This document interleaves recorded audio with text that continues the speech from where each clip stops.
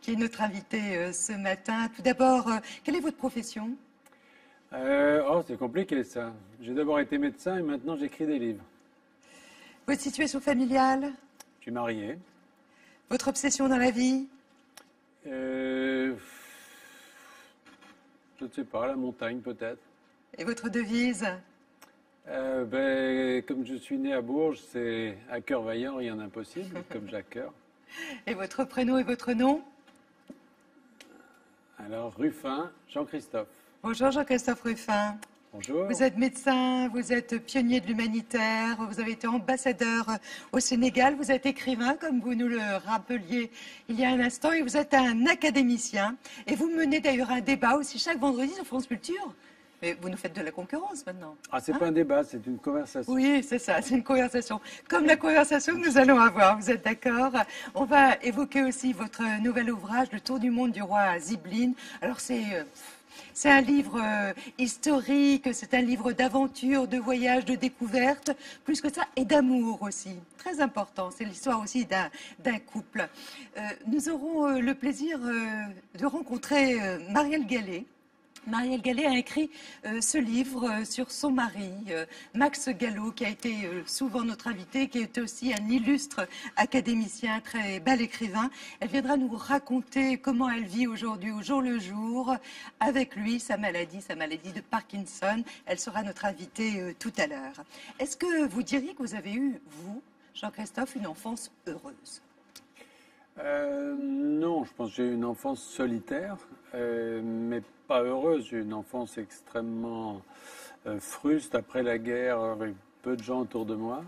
Mais finalement, chaque chose avait du prix. Voilà, et je crois que ce que j'ai acquis pendant mon enfance m'a énormément servi. Donc finalement, bien longtemps après, j'en suis très heureux. Vous pensez que vraiment l'enfance est fondatrice de la vie d'adulte?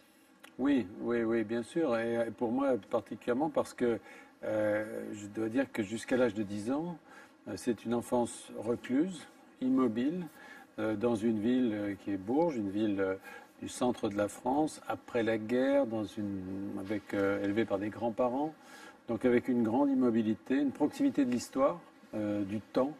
Je ne vois pas le temps long comme quelque chose d'étranger. Pour moi, c'est familier. Et tout ça, évidemment, aujourd'hui, continue de me déterminer beaucoup. Vos parents ont divorcé alors que vous aviez 1 an. Vous n'avez pas connu votre père, vous le connaîtrez plus tard. Est-ce que vous l'avez idéalisé, ce père? Oui, mais ça d'ailleurs, c'est assez banal de dire que les écrivains ont souvent n'ont pas eu de père ou de figure paternelle près d'eux. Ça a été mon cas. Alors, quand on n'a pas de père autour de soi, d'abord, On l'imagine, non? on le regrette, oui. Ouais. On l'imagine, et puis après, on se dit, mais finalement, c'est peut-être une chance finalement, parce que au fond, rien ne vous a été imposé, donné, aucun cadre, et il a fallu tout créer soi-même. Voilà, d'où peut-être le goût pour l'imaginaire. Et quand vous l'avez rencontré, vous avez été déçu? Les choses étaient jouées, si vous voulez. Moi, je l'ai rencontré, C'était trop j'avais tard. 18 ans, et de toute façon, c'est un homme que je respectais, mais qui n'était plus, avec lequel je n'avais plus les relations qu'on peut avoir avec un père. Vous avez habité avec votre mère seulement à l'âge de 10 ans. Pour quelle raison? Parce que ma mère a commencé une vie professionnelle très dure. C'est curieux parce que les gens qui ne me connaissent pas pensent souvent que je suis un fils de famille. Ouais. Alors qu'en fait, j'ai eu une enfance assez difficile du point de vue matériel. Ma mère n'a pu me prendre avec elle à Paris qu'à l'âge de 10 ans. Avant, elle faisait des petits boulots mal payés. Elle habitait des chambres de bonne et elle ne pouvait pas me prendre avec elle. Avec une femme ambitieuse. Une femme ambitieuse, puis qui a vécu cette période extraordinaire, dont j'ai jamais parlé dans un livre, mais j'en ai très envie, peut-être que je le ferai un jour, qui est cette période pionnière pour les femmes, si vous voulez, où les choses n'étaient pas encore, j'allais dire, ouvertes. Je ne dis pas qu'aujourd'hui tout est conquis, mais enfin quand même, tout était difficile. Il fallait, pour ouvrir un compte en banque, avoir l'autorisation de son mari. On ne se souvient pas de ça. Il n'y avait pas de machine pour distribuer le billet dans les rues. Il fallait supplier l'épicier du coin de vous donner contre un chèque d'argent, etc. Et quand vous travailliez, tout était difficile. Et pour une femme seule, dans cette période-là, il y avait à la fois plein de possibilités. C'était la période de femmes comme Françoise Giroud ou d'autres qui ont ouvert toutes ces portes. Et ça a été le cas de ma mère. Et puis en même temps, c'était très dur. Elle a connu d'ailleurs un escalier social, parce qu'elle a commencé petite, Oui. Secrétaire. Oui, vous dites escalier, c'est bien, c'est mieux qu'ascenseur, parce que l'ascenseur, on appuie sur un bouton, ça monte tout seul. Ouais. L'escalier, il faut se fatiguer. Et ça a été très fatigant. Et d'ailleurs, elle en est morte très jeune. Je pense que voilà, il a laissé sa santé, enfin. Mais c'est vrai, elle a commencé comme dactylo, même pas. Et elle a fini, était directrice de la communication du Crédit Agricole. Donc, si vous voulez, c'est une sorte de. Mais tout était possible. C'était les 30 Glorieuses, vous comprenez? Pour des gens qui avaient envie de se battre, c'était son cas. Vous en tirez une certaine fierté? Ah oui, une grande fierté. Et je dois dire que c'est pour ça peut-être que je n'ai jamais parlé de ma mère dans un livre. C'est parce que c'est un sujet extrêmement, pour moi, délicat, précieux, si vous voulez. Je ne peux pas y toucher sans. Il faudrait que je le réussisse. Ce livre-là. Vous la sacralisez même, votre maman? Je la sacralise pas parce que je l'ai vu dans toutes les conditions de la vie, y compris les plus précaires et les plus humaines et les plus tragiques. Mais je suis très très reconnaissant de ce qu'elle m'a donné. Ouais. Vous êtes reconnaissant aussi à ce monsieur? C'est votre grand-père? Oui, c'est mon grand-père. Ouais. Ouais. Ouais. D'ailleurs, il manque quelque chose sur cette photo. Juste au-dessus, il y a la photo de Clémenceau. Et mon grand-père était médecin et il admirait beaucoup Clémenceau. Et là, il y avait une sorte de petite... mon grand-père avait été déporté pendant la guerre. C'était un grand résistant. Il avait caché...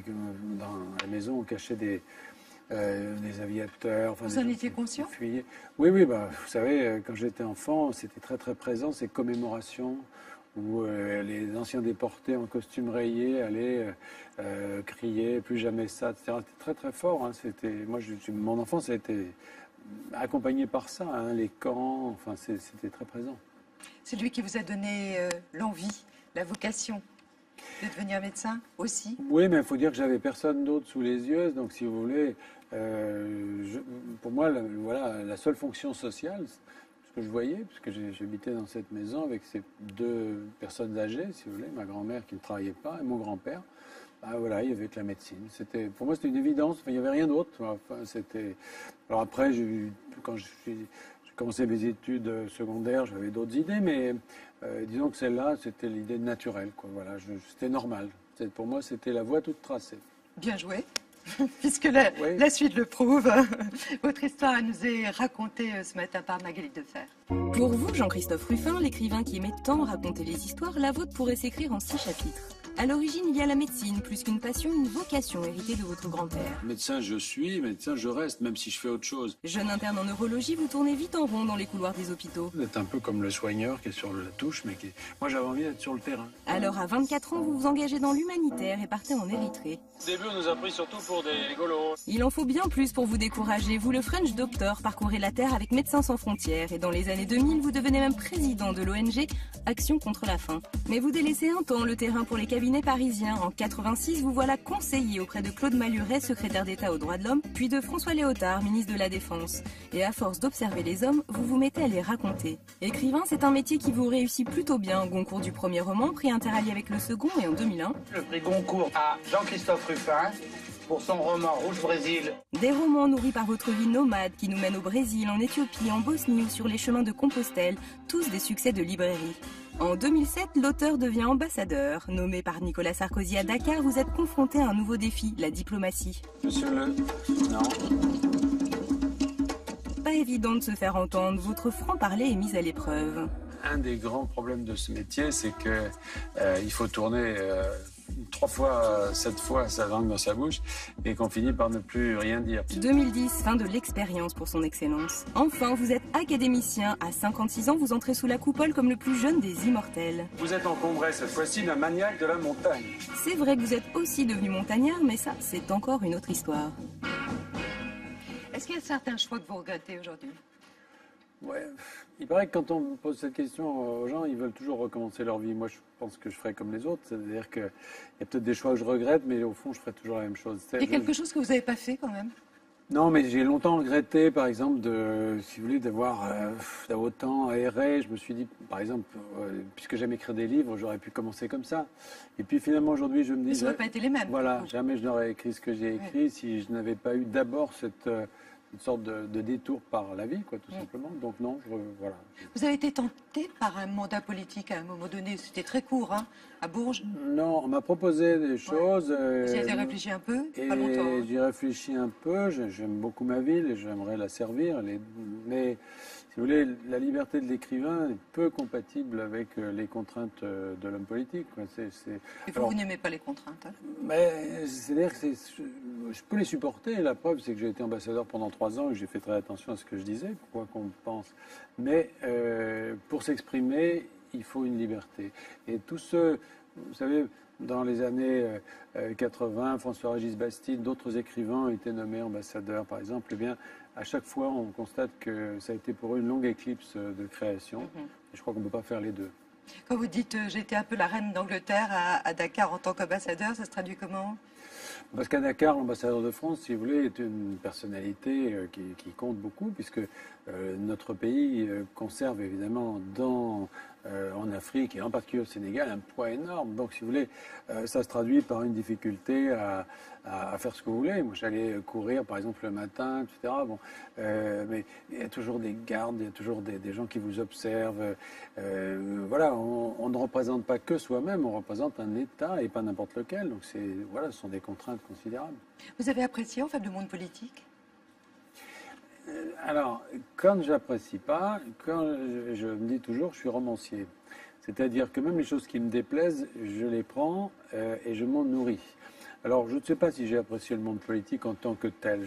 Je crois que je répondrais non. Mais observer le pouvoir, côtoyer le pouvoir, ne pas en avoir. Moi, je n'avais pas de pouvoir comme ambassadeur, très peu. Mais j'étais proche du pouvoir. Je l'observais sur place. Et qu'est-ce que vous avez appris de lui? Tout. Les manières de cours, les bassesses humaines, des choses qu'on sait, qu'on sent. Mais quand on les voit et quand on les vit, c'est autre chose. Si vous voulez. Et pour un romancier, c'est merveilleux. Mais est-ce que l'univers germano-pratin, donc littéraire, de la maison d'édition, des maisons d'édition, n'est pas le même? Sans doute, il y a sûrement, mais moi je ne travaille pas dans une maison d'édition, si vous voulez, mes relations avec le monde littéraire finalement sont assez éloignées. En fait, c'est assez bizarre parce que ça fait 20 ans que je fais des romans maintenant, puisque le premier, on a mentionné tout à l'heure, c'était en 1997, donc ça fait 20 ans cette année, une quinzaine de romans, et pourtant ma force, je dirais, c'est justement d'être en dehors. Voilà, donc je suis à la fois immergé là-dedans et en même temps, tout le monde le sait, je ne suis pas germano-pratin. D'ailleurs, certains me le reprochent, je ne fais pas partie des cours, des coteries, des chapelles, etc. J'écris les livres qui me plaisent et puis c'est tout. Voilà. D'ailleurs, pour casser ce cadre qui pourrait être un peu académique, même en tant qu'académicien immortel, en 2014, vous partez au Burundi.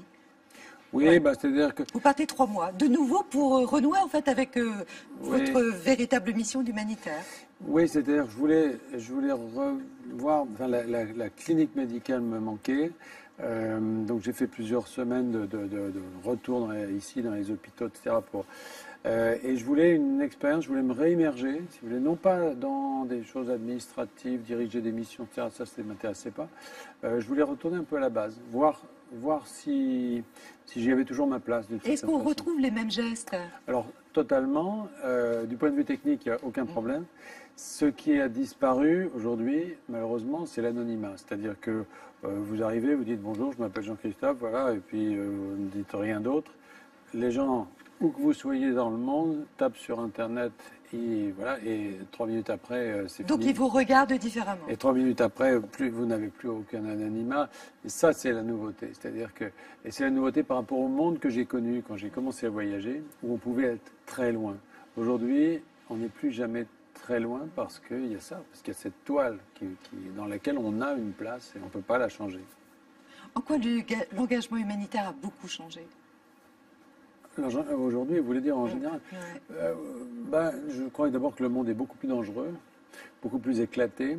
Moi, quand j'ai commencé, c'était la période de la guerre froide, donc c'était un monde qui était ordonné. Il y avait l'Est et l'Ouest, il y avait et 2 blocs. 2 blocs, il y avait des zones qui étaient relativement bien identifiées, avec des zones d'influence, si vous voulez. Donc on savait à peu près où on allait. Aujourd'hui, on a affaire à des conflits beaucoup plus éclatés.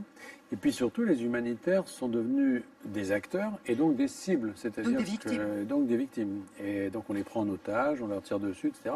Le résultat, c'est qu'il y a maintenant des champs entiers du monde, si vous voulez, qui sont inaccessibles pour des expatriés, pour des gens qui partent en mission. On ne peut plus les envoyer dans le Sahara, en Syrie, etc., sous peine de les condamner à mort. Évidemment, ça, c'est un grand changement. Mais dans votre roman Checkpoint, vous parliez même de la nécessité non plus de leur apporter de l'aide humanitaire, mais aussi des armes. C'est-à-dire que dans un certain nombre de circonstances historiques, on l'a vu pendant la Deuxième Guerre mondiale, par exemple, face à certaines réalités, la réponse n'est plus seulement humanitaire. Face à Hitler, si vous voulez, la solution n'était pas d'apporter des couvertures à Auschwitz. C'était de se battre. C'était de résister, c'était d'aider les gens qui se battaient. Et il y a un niveau, j'allais dire, de violence, de menace, de risque, parfois dans le monde aujourd'hui, qui fait que la réponse humanitaire n'est plus suffisante. François-Olivier Gisbert, qui était à votre place dimanche dernier, il disait qu'il faut parler à tout le monde. Est-ce qu'il faut parler, par exemple, à Bachar al-Assad ? Ah oui, moi je l'ai toujours dit, ça m'a valu bien des ennuis d'ailleurs. Oui, parce que il y a un fantasme qu'on a quand on est occidental et qu'on agit dans ces pays, c'est de penser qu'on n'aura que des gentils en face de soi. Bon. Au Moyen-Orient, des gentils, il n'y en a pas beaucoup. Je pense que ce n'est pas la question des gentils et des méchants, c'est une vision un peu américaine des choses. Je pense qu'il faut regarder qui représente quoi. Bachar al-Assad représente une partie, je ne dis pas la Syrie, je dis une partie de la Syrie. Et on ne va pas détruire, on ne va pas anéantir les Alaouites. On a voulu faire ça avec Saddam Hussein, par exemple. Les Américains ont pensé qu'ils pouvaient absolument éliminer les sunnites. Ils sont en train de revenir sous une autre forme qui est Daesh. Donc si vous voulez, je pense qu'il faut laisser à chacun, dans ce genre de situation, une place. Et Bachar al-Assad, malheureusement, en a une. Pour revenir à l'humanitaire, est-ce qu'il y a une autre forme d'humanitaire aujourd'hui? Je pense que vous êtes au courant. Il y a un garçon qui est français, qui vit aux États-Unis, qui s'appelle Jérôme Jarre, qui est un YouTuber de 28 ans et qui a lancé un appel sur les réseaux sociaux. Vous allez regarder cet appel et en fait, il a réussi à recueillir plus de 2 millions de dollars. J'étais à l'instant au téléphone avec un bénévole en Somalie qui vient de voir une fille de 6 ans mourir en face de lui. Déshydratée, après qu'elle ait marché 150 km avec sa maman à la recherche d'eau. Aujourd'hui, sur la planète Terre, il y a 20 millions de personnes en Afrique de l'Est qui n'ont plus d'eau, n'ont plus de bétail, n'ont plus de nourriture et qui s'apprêtent à vivre la pire famine. On peut se mobiliser, on peut chercher des solutions, on peut essayer, surtout avec les réseaux sociaux. On est tous sur les réseaux sociaux. Et si on trouvait un avion et qu'on le remplissait de nourriture, qu'on le remplissait d'eau et qu'on l'envoyait là-bas en Somalie. J'espère que ces images vont vous permettre de vous connecter plus aux personnes qui ont besoin d'eau ici. C'est des personnes magnifiques. Mouna! Mouna! Vous voyez? Paris réussi, on le voit là à Mogadiscio, 60 tonnes de nourriture donc, qui ont été acheminées par un avion de Turkish Airlines, et ça gratuitement. Qu'est-ce que vous pensez d'une initiative comme celle-là? C'est une belle histoire. C'est une belle histoire. Moi, je pense qu'on a besoin de renouveler à chaque époque l'humanitaire. Donc aujourd'hui, parler au grand public pour recueillir des fonds, c'est comme ça. C'est très très bien. Et je pense qu'il y a un ton, il y a un public différent aussi, plus jeune, etc. C'est parfait. Il ne pourra pas faire l'économie, ce garçon, de tout ce qui fait la difficulté de l'humanitaire, et qui n'est pas forcément uniquement la levée de fonds. C'est-à-dire que la sécurité, par exemple, à qui il va distribuer l'eau et les médicaments qu'il apporte, etc., etc. C'est-à-dire que il va réinventer un certain nombre de choses, la collecte de fonds, mais pas tout. Et malheureusement, il y a un certain nombre de problèmes qu'on connaît bien et qui vont se poser à lui aussi. Oui, et puis l'économie locale, est-ce qu'il ne faut pas plutôt, bien sûr, créer un développement sur place? Absolument. Et si vous voulez, c'est la limite de cette espèce d'amateurisme, parce que c'est formidablement enthousiasmant de se dire, bon, on connaît pas, c'est de l'énergie, etc. Il ne faut quand même pas considérer ces pays, c'est pas la Lune, si vous voulez, c'est des pays qui ont une histoire, qui ont une géographie, qui ont une économie, qui Qui sont en conflit. Qui sont en conflit, qui présentent un certain nombre de risques, qui ont une souveraineté aussi, etc. Donc il faut tenir compte quand même de tout ça et ne pas se dire, voilà, on est sur la planète web, là, et puis on débarque avec notre soucoupe volante. C'est pas si simple, malheureusement. Mais il n'empêche que ces initiatives-là... Non, pour collecter des fonds, c'est sont formidable. utiles. Après, il faut injecter ça dans les bons tuyaux. Si on connaît